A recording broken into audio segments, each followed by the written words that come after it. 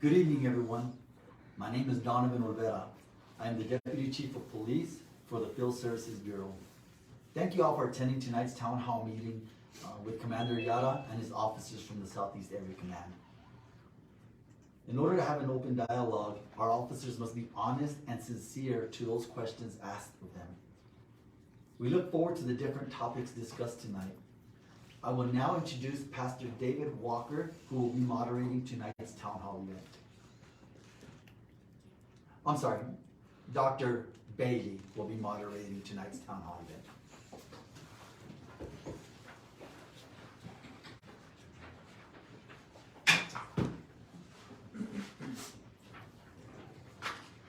Good evening.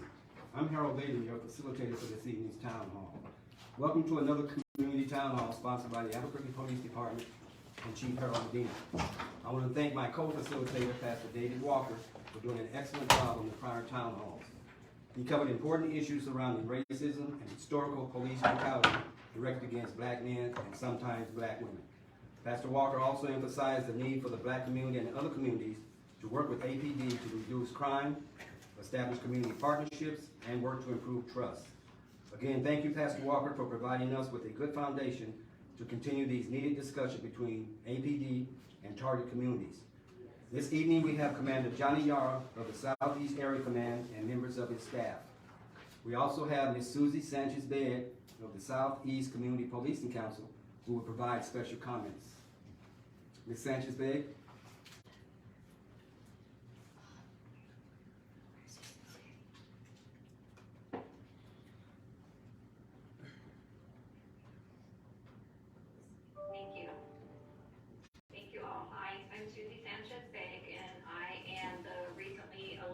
Chair of the Southeast Area Community Policing Council, which is also your CPC. Thinking of some comments that I wanted to make about our area command, and I think diverse, amazing, and sometimes underrepresented is how I would probably describe the Southeast area and the International District. But the goal of the Community Policing Council is to engage meaningful, transparent dialogue between community, CPC, and APD, and specifically Commander Yada and his staff.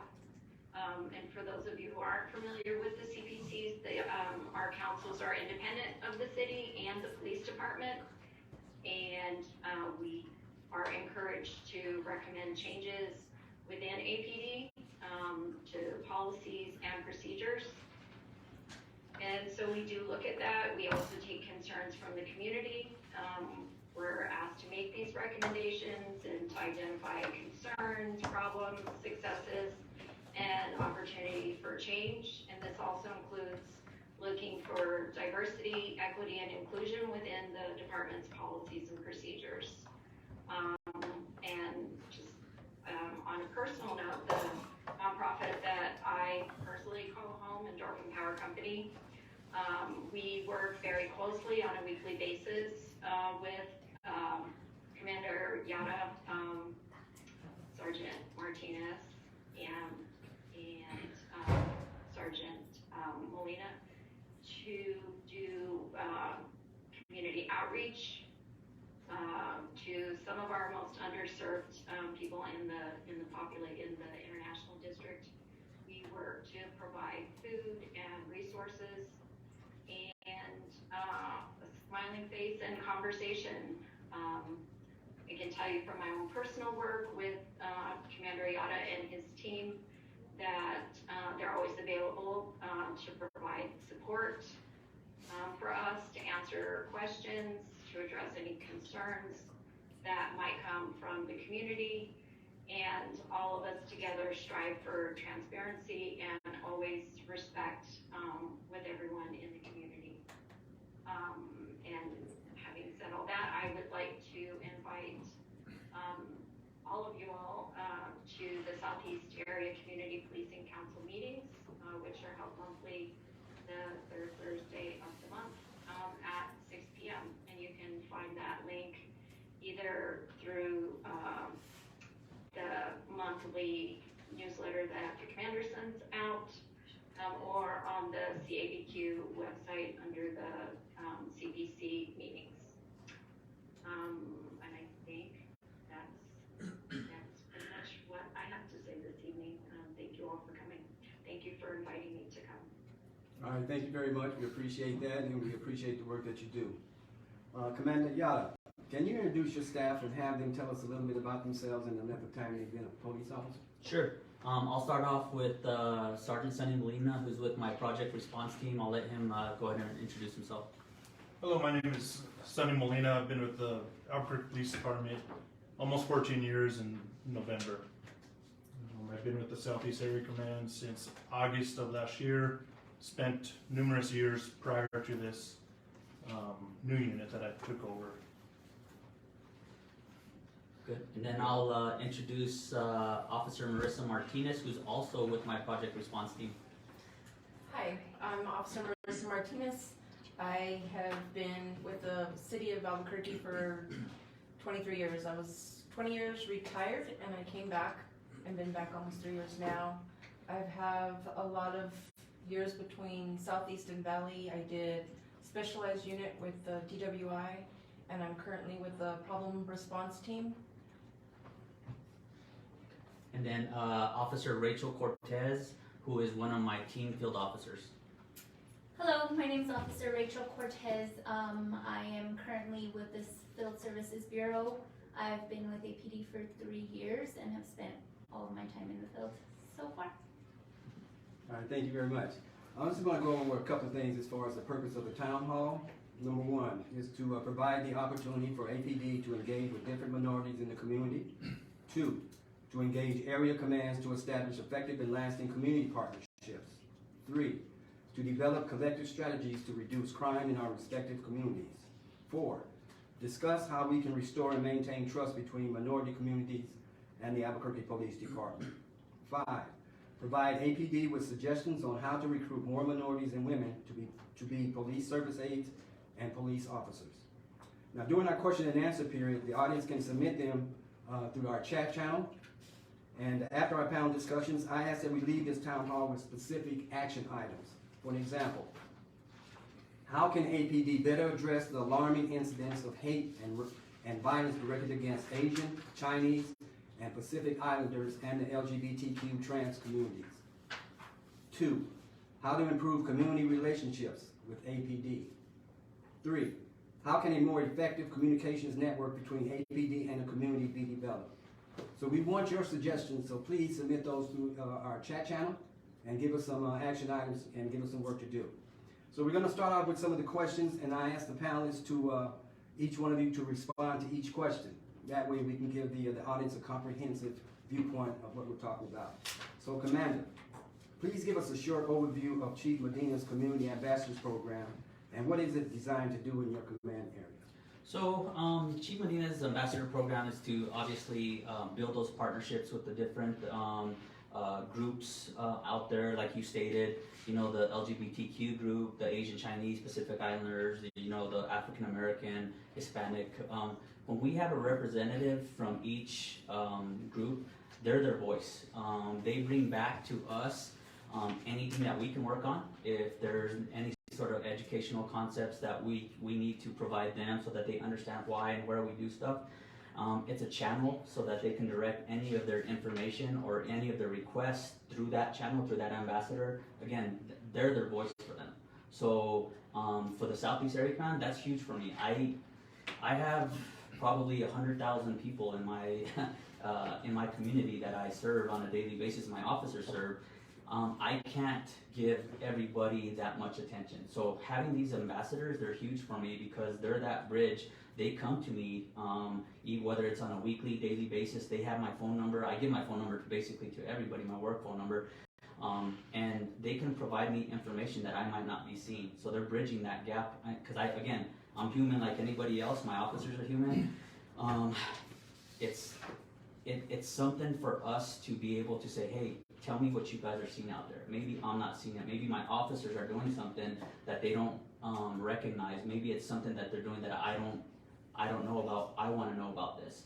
And with each individual community, I mean, working as a whole, coming up with, identifying problems, whether it's that individual group or the group as a whole, or all the ambassadors as a whole, we could come up with solutions together and better not only the police department, but better our responses to that. So that's how I see that ambassador program going.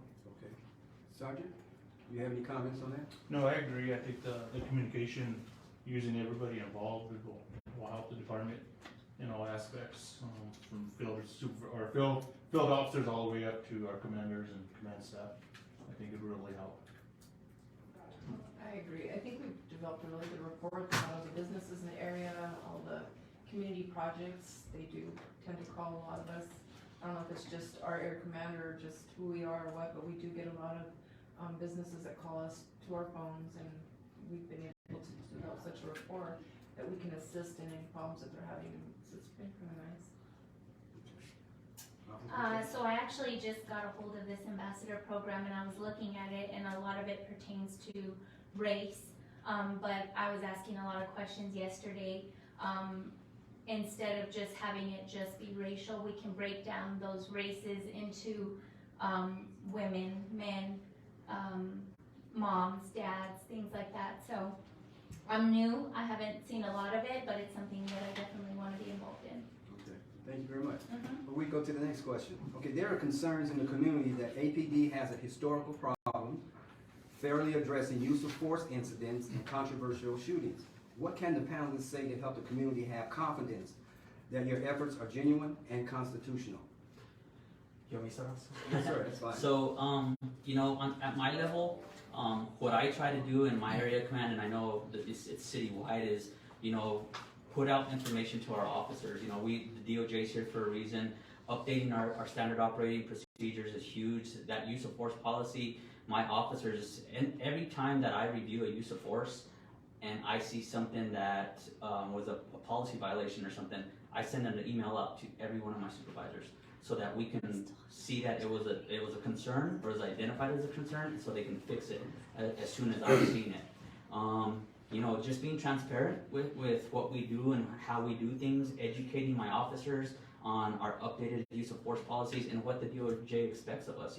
Our job is to literally protect constitutional rights. That's what we're here for. I know, we're a 911 response for police officers, but a majority of our job is, protecting people's rights, whether you're being placed under arrest or whether you're a victim at the time or a witness. We're here to protect your rights. And when it comes to shootings and use of forces, it's just better equipping our officers with the knowledge, having our community understand why we do certain things, and then always updating our policies and our responses, and using nationwide best practices that if there's another city that's coming under scrutiny for doing something, we need to make sure that we're not going to take part of that and we're not doing the same thing. So that's how I think we can work through that. Sergeant, do you have any comments on that? No, Anything to add? no other to add on that. I think the department's doing the best we can right now with the way things are going nationwide. But no, honestly, things aren't like that they used to be, but I think the department's doing a lot better on the investigations that we are involved in. I agree. We've grown a lot. Coming, like I said, left and come back, things have changed drastically. But I do believe that with that change, you see it to a plus, not to a negative. I've seen a lot of different things that have changed, and I feel every day is a learning day. And I appreciate the commander that we have in the Southeast. He really is good about letting us know whenever there's a change that maybe we haven't seen through the field, or we do have good rapport with a lot of the officers that are doing the internal force division and just trying to get what they want and being better at articulating and learning how to improve it. We have our reality-based training that they incorporate some of that stuff so that we can get our officers up to par, and I think we recently just went through it, and I think that is a really good improvement and has helped tremendously there too. Yeah, I think being in the field and dealing with people on a daily basis, I think reading our standing operating procedures and understanding them is one way to just help you when doing the investigation for the use of force. We do go through trainings, like Marissa said, we just got out of our Tier 4 training for use of force, and they do, physical and written. So it helps us, I think, the whole department. Okay, since we brought up training, what type of training and educational programs are APD cadets and police officers required to take to better prepare them to serve and protect communities of color, LGBTQ-Trans, and faith-based groups? What type of training is involved? So there's a lot of bias-based, on an annual basis, we have bias-based training. We just finished completing our hate crimes training. Getting officers, we have almost, I believe, 1,000 officers. Getting all officers on the same page is a difficult task, and ensuring that they understand it in the proper way. So, the Academy puts on these trainings for us, and anytime that we see trends out there, where we utilize our Power DMS, which we do a video and we do an update really quick to ensure that officers properly understand not only our standard operating procedures, but if there was a question to our training that year, whether it be discrimination training, bias-based, or even hate crimes training, we quickly update it and we let officers know, hey, we're going to utilize this Power DMS, and they have to sign off on it. So once they sign off on it, that tells everybody, all the way up to the chief, that they got it. And if there's any questions, usually sometimes there's a test afterwards, and if they fail that test, they have to go back to training and they actually have to understand it. So, just going through that training on an annual and a biannual basis, it's huge for us. Sergeant? No, I agree with everything also. Not only does the department, we do our training there, the city of Albuquerque also ensures we do anti-harassment training as well. So I just add, we do additional training there. The training is a big thing. I think as an officer, though, you're held to a high standard anyway, and so you are in a job that's professional, and you need to be professional. And so we do sign off on any training that comes to the Power DMS. We sign off on it, so you're held to that accountability. If they're doing anything that is disrespectful to the agency, they will be accountable for that. I haven't seen anything, like around where I've worked. I haven't seen anything of concern, but I do know that I can tell you myself. I mean, you have to be professional, and if not, you're gonna have to account for that. So. Yeah, in the academy, there's a lot of trainings when it comes to hate crimes, bias-based, things like that, and there are a lot of tests that we have to take psychologically for everybody to know that we agree with what we're trying to learn here and keep everybody on the same level. Okay. Commander? And in my area command, and I guarantee the commanders in the other area commands do the same, I expect a high standard from my officers in the Southeast, and I probably push them a little bit too much, but I expect them to, the training's great, but when it comes down to, how they treat people and, how they approach people, I expect them to be respectful, professional, and treat people regardless of who, what, where they come from. They need to treat them like they're their family. Like if they were coming to them and, you're dealing with your mother, you're dealing with your aunt, your uncle, your son, your daughter, I expect that. And if they're not doing that, they're probably going to have an issue with me. Okay. Okay, good point. I think that one of the ambassadors is going to be concentrating on the LGBTQ group. So that's very important for that particular aspect of the community to be concerned about, is that we do have a collective team that's going to make sure that we extend into the community. Okay, we have another question. Is your area command prepared to prevent and address violent and vicious crimes directed against Asian, Chinese, and Pacific Islanders? Sorry. Yeah, is your area command prepared to prevent and address violent and vicious crimes directed against Asian, Chinese, and Pacific Islanders? Definitely. Again, with all of our training and with all of our training and bias-based policing, hate crimes training, as well as our detectives, we have an ambassador who deals specifically. He's an ambassador with the police department, Commander Luke Langwood. He deals with this group. We have that communication. I always make it a point to know what's going on in my area command, and I want to be a part of that. I might not be an ambassador for that specific group, but I do want to make sure that they feel and they know that they could come to me at any time, and they need to feel comfortable coming to my officers and reporting that. And if they don't feel comfortable, maybe I can create that environment, invite them to the substation to do the report, or even over the phone, so that we can get that communication going, so that we can assist them in a better way. Okay. Any other comments on that?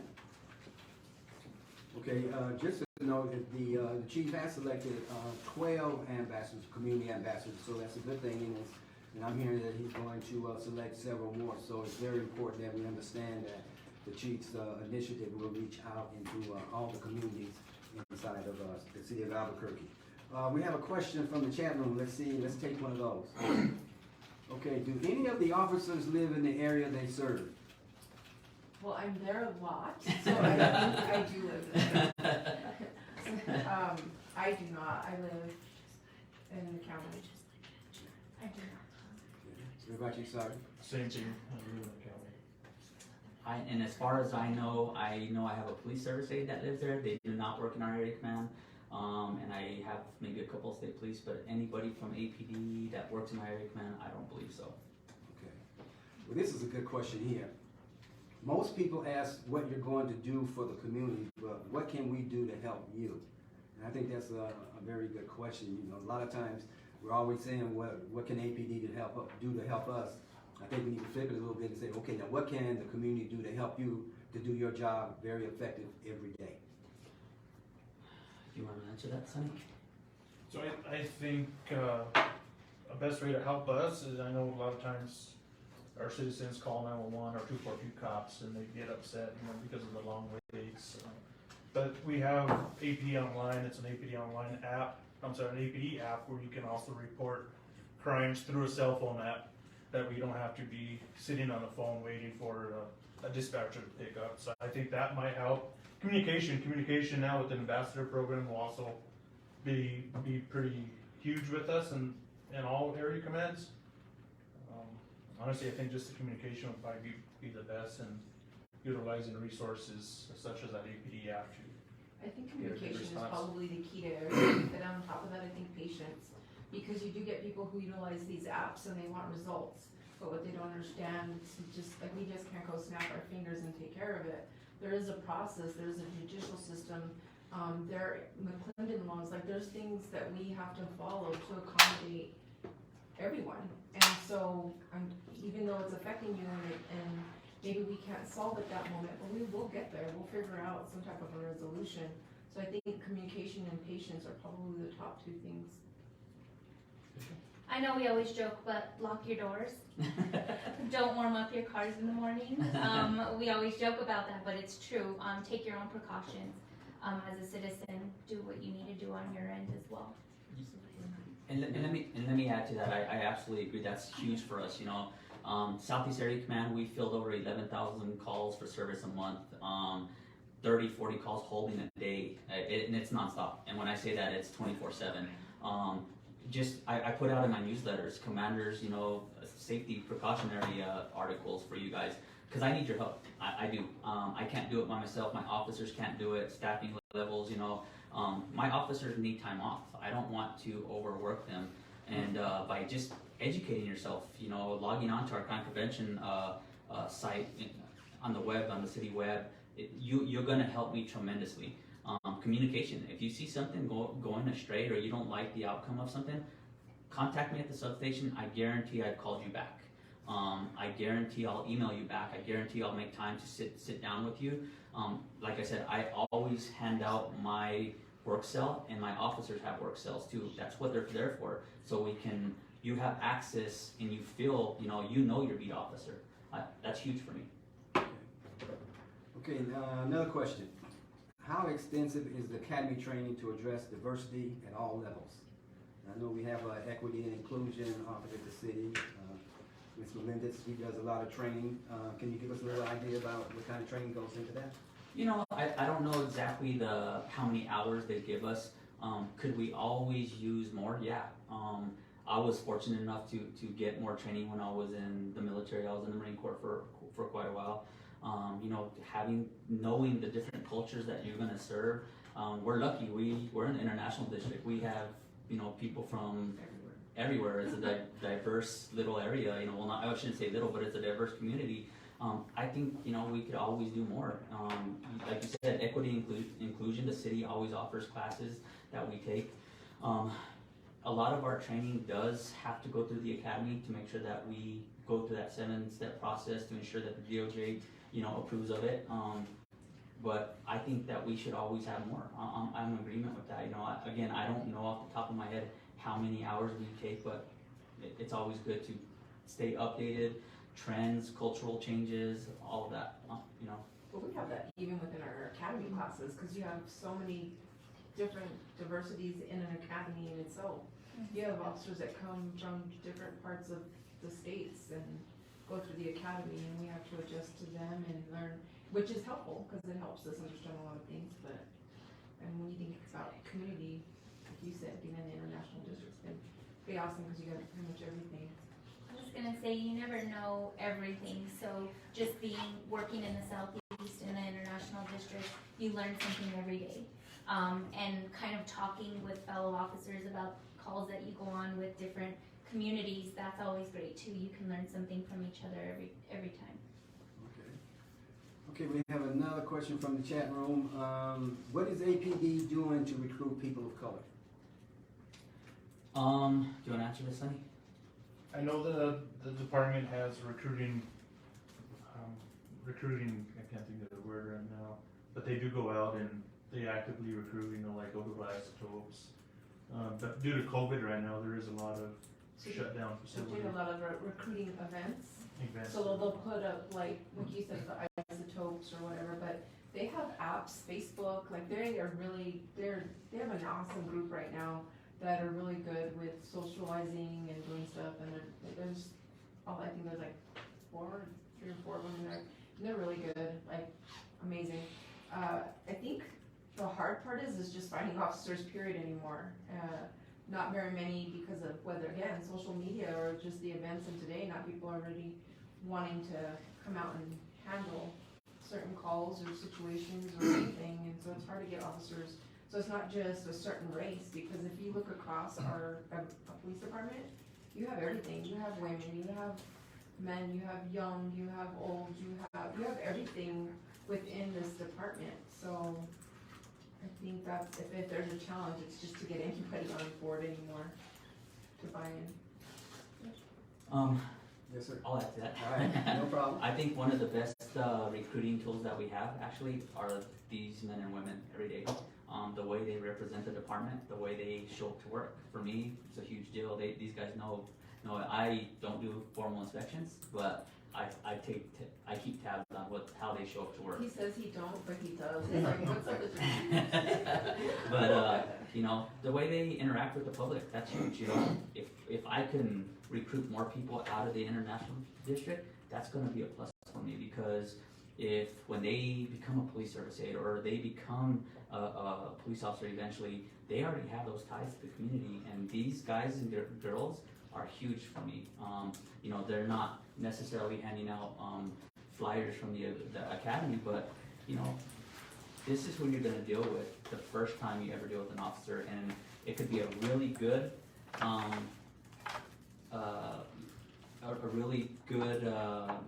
meet, or it could be a really bad one. That's how come I always push these guys to treat people like you would treat your own family. And you never know, that they're heroes in a lot of kids' eyes and a lot of people. You know, we get it a lot. Hey, can I go on a ride along?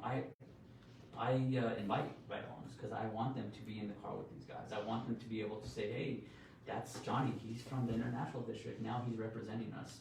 Now they have those ties. So. Okay. Well, I can say that in the past, at the Juneteenth celebrations, APD has always had officers out there and a command post and a recruiting station passing out materials. So, you know, take advantage of those types of community events to promote your concerns. Definitely. Okay, one more from the chat room. How is APD addressing the problem with implicit bias or systemic racism? You know, there are some issues, a conversation about systemic racism or a police officer having a certain bias against a certain group of people or a certain race of people. You know, I know you've touched upon that a little bit, but so what do you think we need to do to kind of minimize the issues? You know, again, I'll fall back to education and training. That's huge. You know, the understanding. Officers need to understand. Again, we all come from different environments, different cultures. You know, I grew up north. Marissa grew up South Valley. Sunny grew up, West Side, South Valley. Same with so we're different. You know, and understanding each other when it comes to that, and keeping our ear out. You know, what are the trends nationwide? We don't want to make the same mistakes that other people are making, and making sure officers know, understand the person's culture, understand why they're doing a certain thing or why they don't trust officers, and building that relationship. There's a lady from South San Pedro Neighborhood Association, Khadija Bottoms. She deals with the Swahili group a lot, and she'll contact me and she'll say, hey, this happened, but they don't call the police. They're not used to that.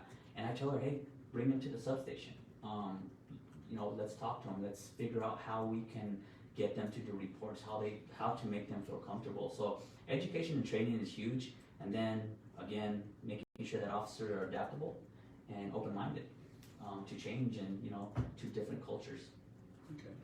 Okay, I happen to know Ms. Bottom. She does a lot of work in the International District and with the African refugees. Mm-hmm. So I have another question. Okay, have you engaged the immigrant and refugee communities, including African and Caribbean, to establish effective lines of communications and partnerships? A lot of times refugees and immigrants, their communities, we don't get into those communities the way we should. So what has your command been doing to make sure that you reach out to those particular groups? There was an apartment complex that was just to the south of the substation. We were dealing with a lot of problems, and that's where they actually were providing housing for a lot of the refugees. There was several times where, and you know what, I probably have to do more about advertising what we do. I just wasn't brought up that way, because I feel that what we do is out of the kindness of our heart. But we would engage with them on a daily basis. There was a huge problem in that area. They were being victimized. We brought together tons of resources. I would have police officers in there just to make sure that they felt safe and were able to report crimes. Khadija Bottoms would always come to me as well. She came to me a few times in reference to wanting to do a report because they didn't feel comfortable. But at the end of when we got to the point when we were winning that battle with that apartment complex, we would show up, and that refugee population, they praised us. They loved that we were there. Thank you. They would tell us thank you, and that's huge for me. Is there a communication difference? Yep. Well, we're sitting there with our language line, and it's kind of hard, but and it takes a little bit longer to communicate. But as long as we have somebody that can communicate for us and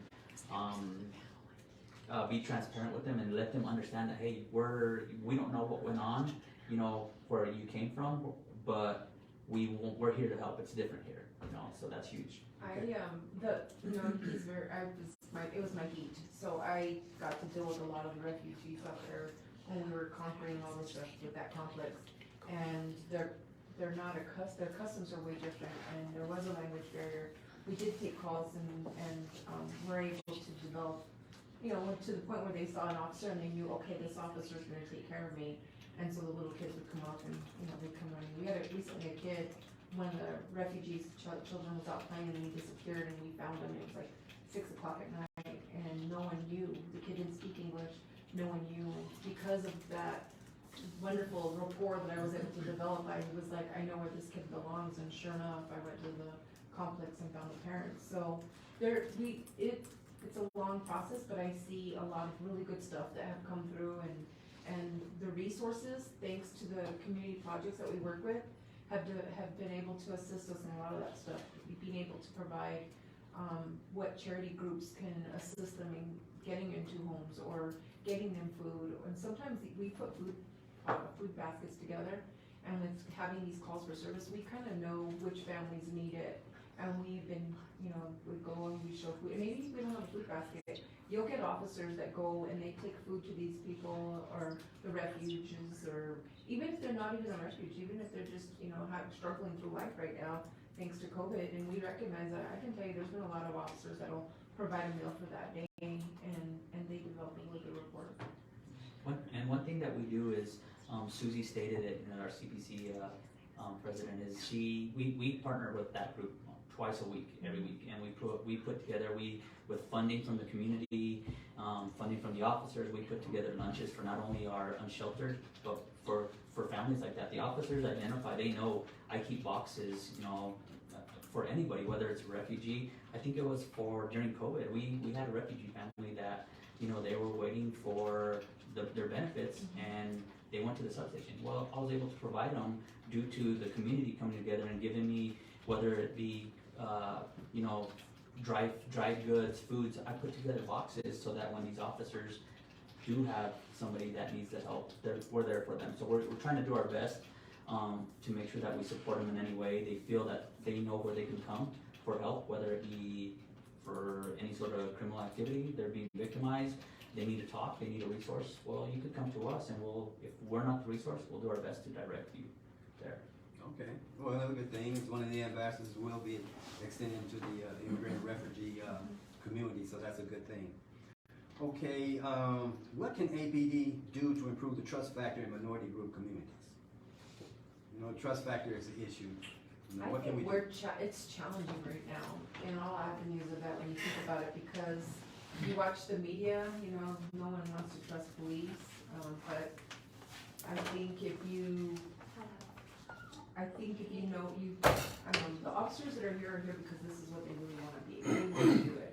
Like they pour their heart, their time, and I think vast majority of them are very professional. If there is someone who's not being professional, there is an accountability, and they will be held accountable for that. But vast majority, we have so many things in place. I can tell you, Commander has blessed us. We have a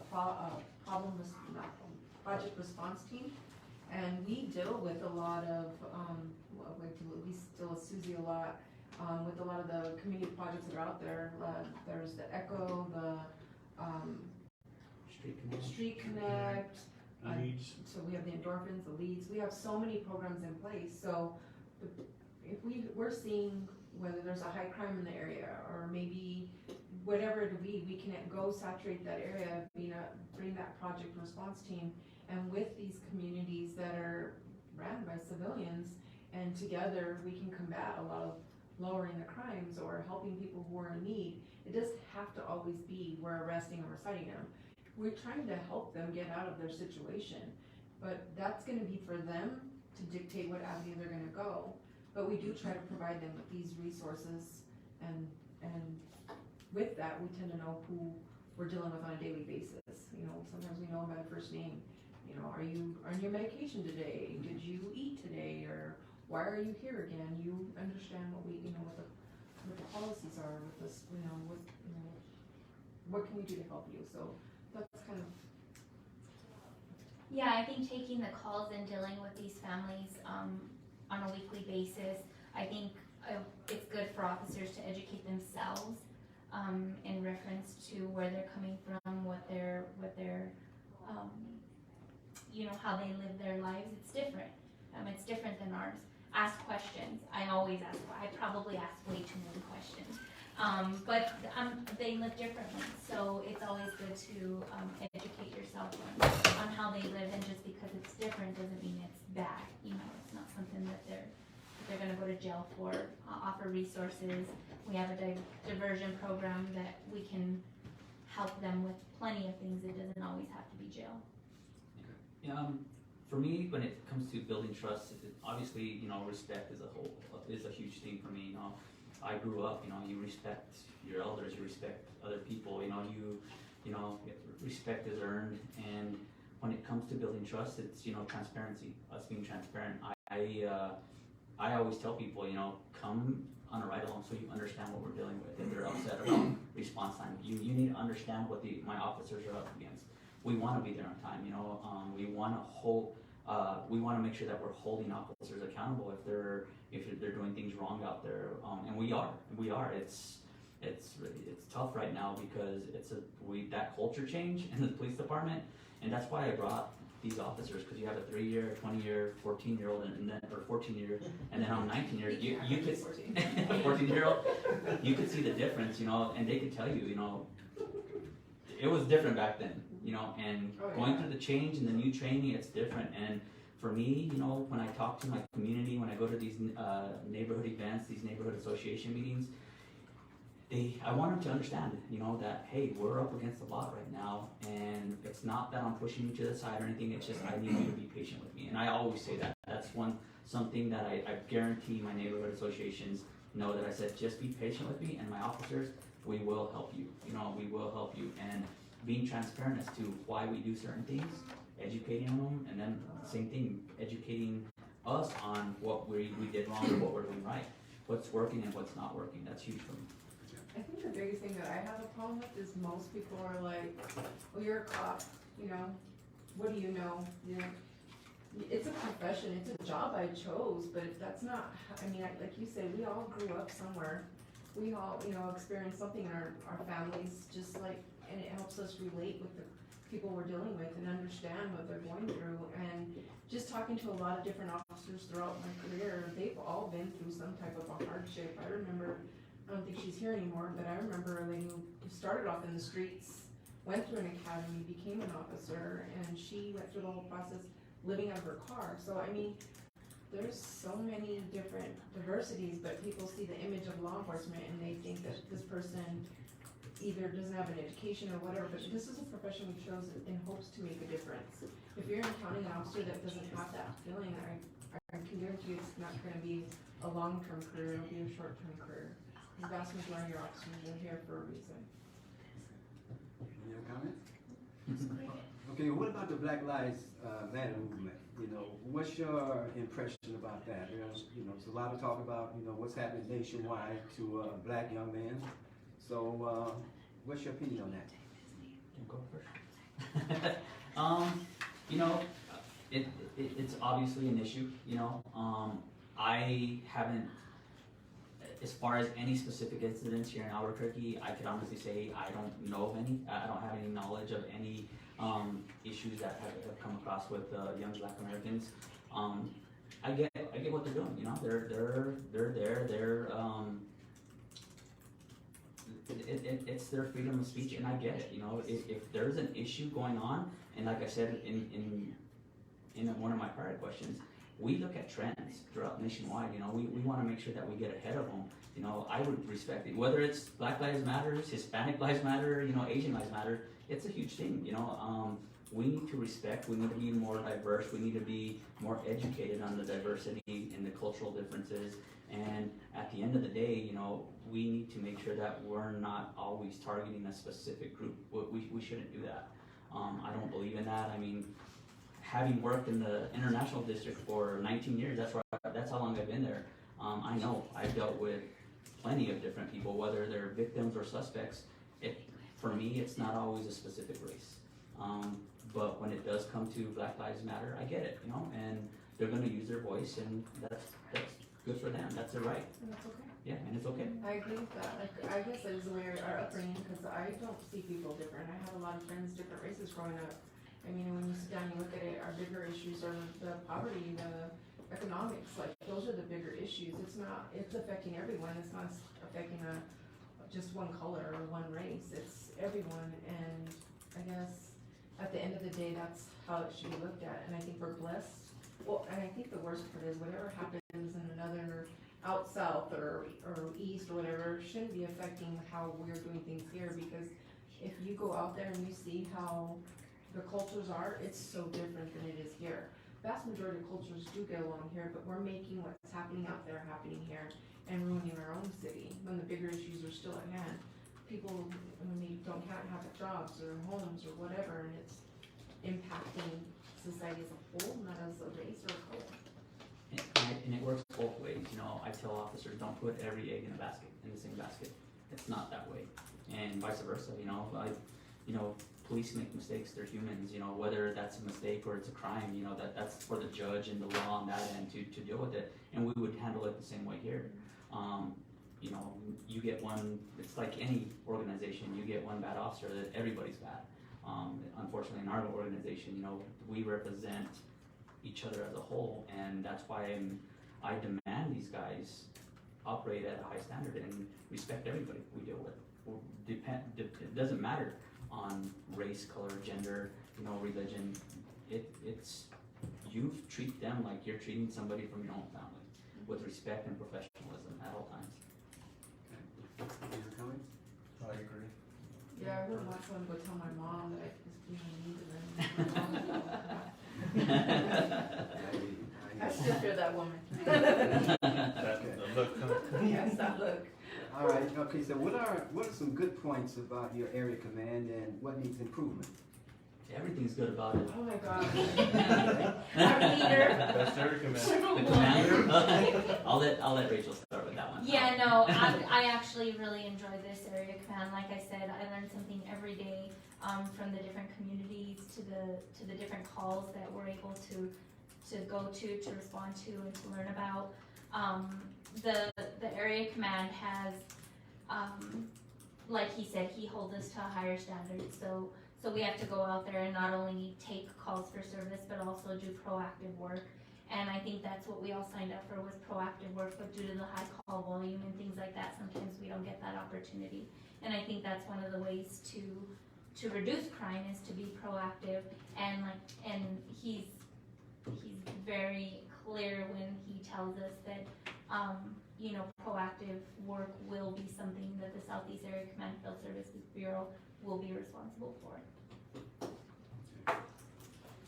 I don't know that there's much you can change, but every day's a new day, and there's always something new that arises, and how we're gonna combat it or whatnot. But I have to say, I'm a social bee, and I'm a community-oriented person, and I just love that. I've developed a lot of really good resources, I should say, or community contacts, because with the Southeast Project Response Team, we do a lot of crime prevention. We do a lot of stuff with city code enforcement, with the ECHO, like I said, with all these community teams. And so we go to like these problem areas, and we get to know like the management that's running those apartments. We get to know the residents of the area that are having to deal with all these gunshots at night, and some of them are elderly people and they're terrified. And so, you know, they might be afraid to speak up, and we get to develop this rapport by going and talking to them. And so I think a lot of good things have come this past year. And I don't know that there's a whole lot more that we can do to change, but as a whole, the community has to take part in that too, so we can only do so much. Good job, everybody answered it for me. For me as the commander, Dr. Lee, is, you know, I always want my officers to be known to their beat, you know, that the people they're serving. I want, you know, if I could have it my way, everybody in that beat, that little area that they're responsible, would know their name. Hey, you know, Officer Johnny Yada's that out and about, you know, hey, you know, officer, I would absolutely like that. That's a goal of mine, you know, eventually. You know, obviously we have bids every year. I don't know how to get around that, but to tell officers you can't go anywhere else, stay here, like me for 19 years. But, you know, just having that relationship with at that level, the ground officer, the officers that are really doing the work, you know, everybody probably knows my name through the Southeast. He's the Southeast Area Commander, but I don't go to their calls.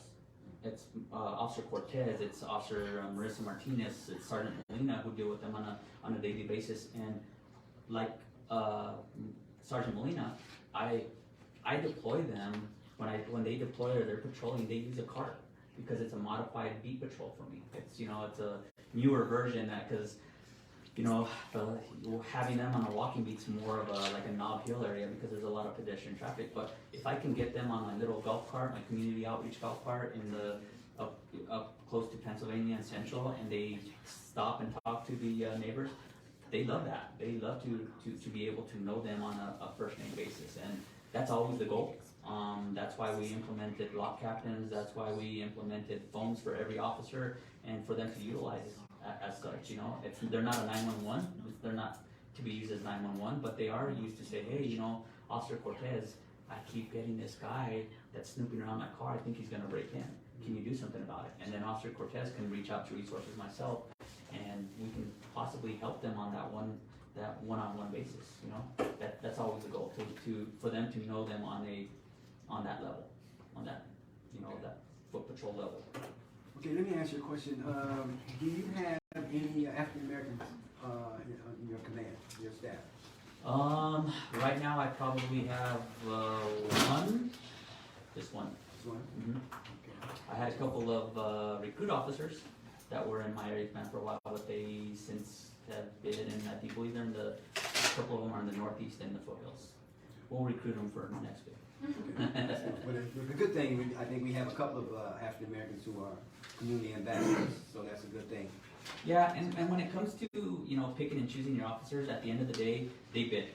That's part of their seniority. I can't say, hey, I'm gonna, you know, pick these people. They bid by seniority, you know, it's where they wanna work. Some people like to move around.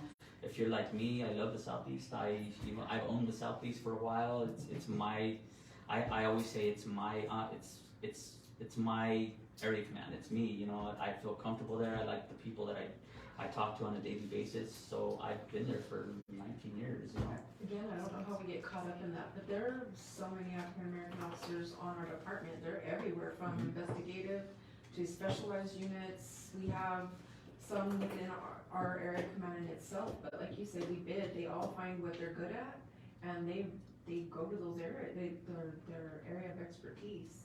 But that just anywhere. I mean, why do we have so many women? Why don't we have more Hispanics or more white? And we follow up on that, but there's a large diversity in this department, and we're blessed in that sense. Maybe that's why we all learn to get along. We understand that, or maybe it's because we don't see the difference, or I don't. But we all know there is a difference, but you know, we don't see the difference, but we also know that there's systemic racism here in our society, so that's why people are concerned about, you know, APD and how you're gonna communicate with the community, so. Well, and they're racist against us at times too, though, but I don't see, I guess I've been on for a long time, and I've lived different parts throughout the city, vast majority obviously in the valley, but I don't see that much of the racism. Yeah, you're right, it's probably there. I mean, if you look at it, I tend to think that maybe I don't know, I've had doors slammed in my face at times because of being an officer, but I just say, you know, God bless you, keep going, because their opinion on it isn't gonna change everything. If we all start to formulate that, stay in that, then that's when we have bigger issues. But I don't know, I haven't really seen a lot of it. And I think a lot of it too, Dr. Bailey, is getting them interested in it, you know, regardless of what race it is, it's getting them interested in this type of work.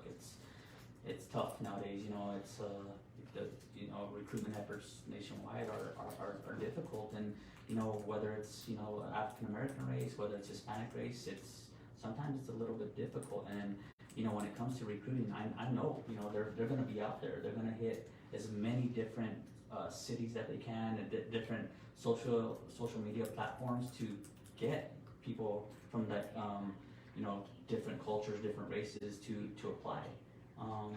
The matter of fact is getting them interested to do it, because like you said, you know, I would love to have, you know, a handful or even more African Americans, because I am in the international district, and sometimes people do see that. But I think if we move beyond that, you know, we always say blue, you know, when I was in the military, I always saw green.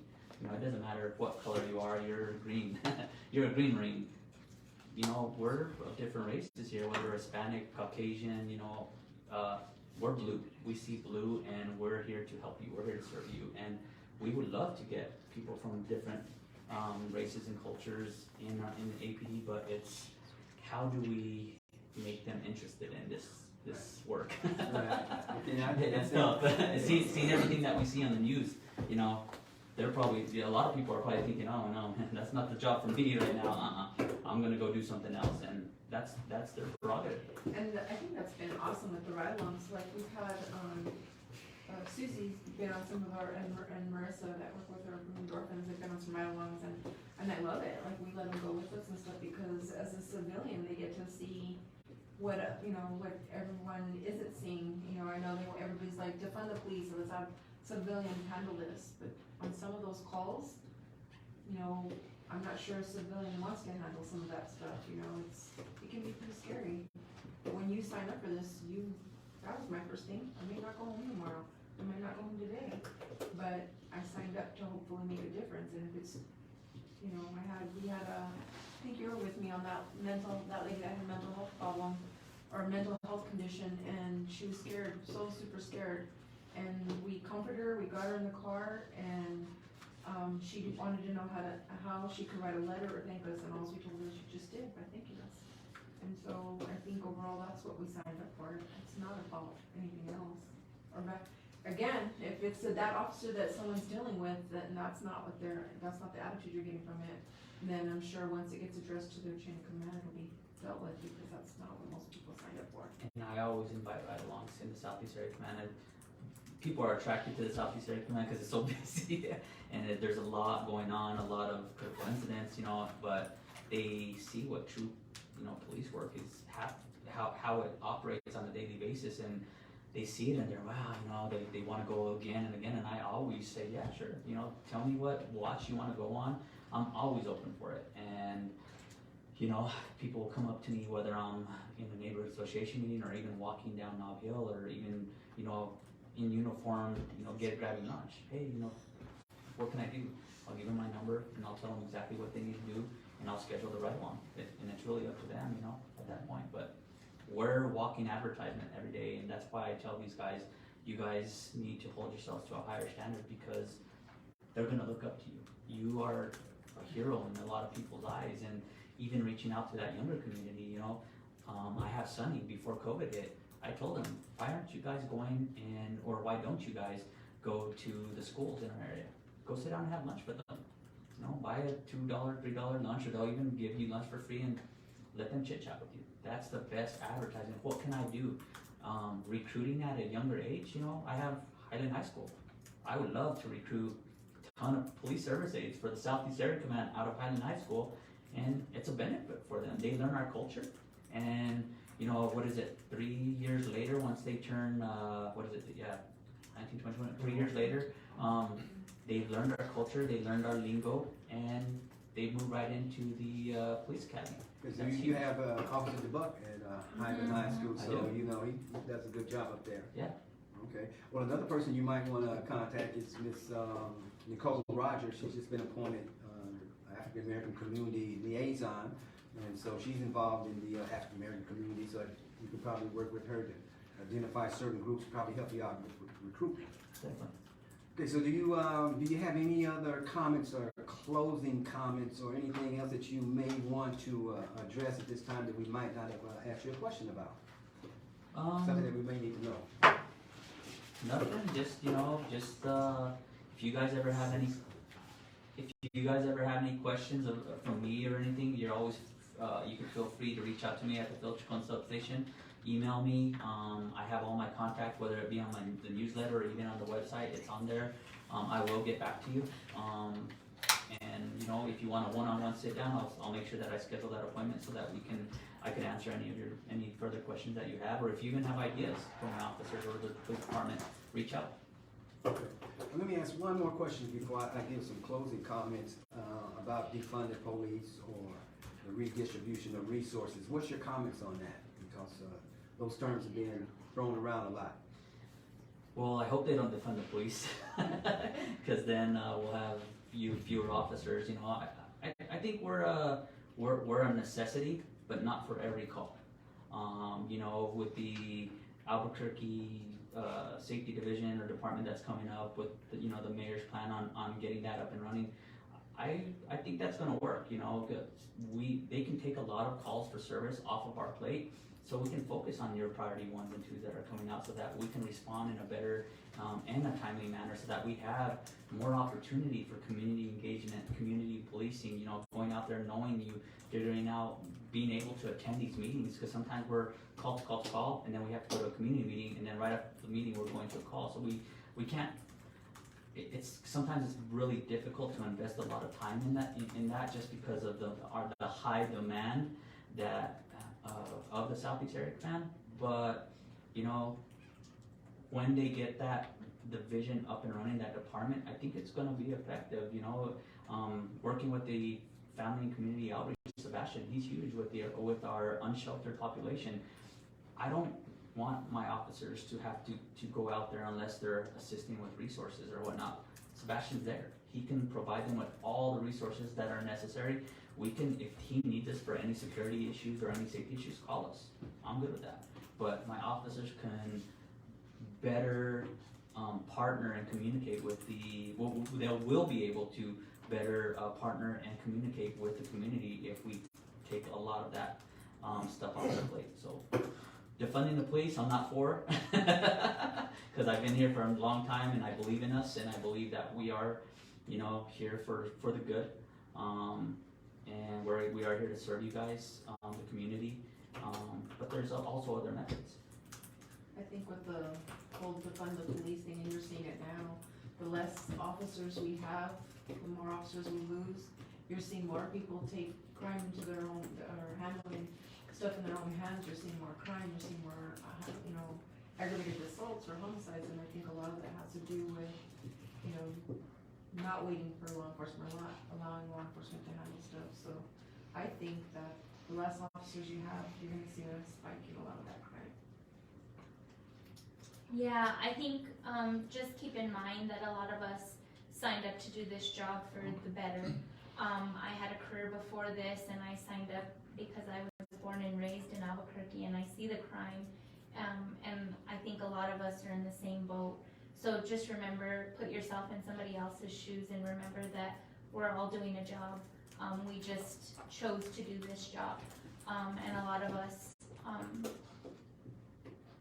we respect you as much as you respect us, and I feel like a lot of the people who are saying defund the police have never really put themselves in our shoes. So I encourage those people who are saying defund the police to call the commander and call the area command and do it right along with us and actually put yourselves in our shoes and see what we do on a daily basis. I promise you, you won't feel that way after one day. Communicate, understand us, and we'll understand you, and education is all it is, communication. Learn what we have to go through. It's not an easy job, it's not. There's a lot of hurdles on the way, and again, my officers are human, and they're doing the best that they can. We're trying to keep up with the training, the education, the updates, and again, it's the supervision, holding them to a higher standard and keeping an eye on them and making sure that they don't stray away from that standard that we have here in the police department. Any other final comments? Do we have any other questions in the chat room? Okay, at this time I'll give some closing comments. We all have a stake in being protectors of our respective neighborhoods and must accept our differences and work in concert to serve and protect. APD cannot do it alone. We can decide to be positive change agents or complainers. Embrace our newly selected community ambassadors. Finally, let's all work together to make Albuquerque a safer, more caring city and not worry about who gets the credit. So this, please submit your proposed strategies in the chat room. Give us some ideas, give us some assignments, and we're all working in concert to make sure that APD responds to the community. We want to make sure that the community responds to APD. We cannot do it alone, the community or APD. So remember, we have to work in concert. So thank you very much for attending this town hall, and Pastor David Walker will be doing the next one. Thank you very much. Thank you.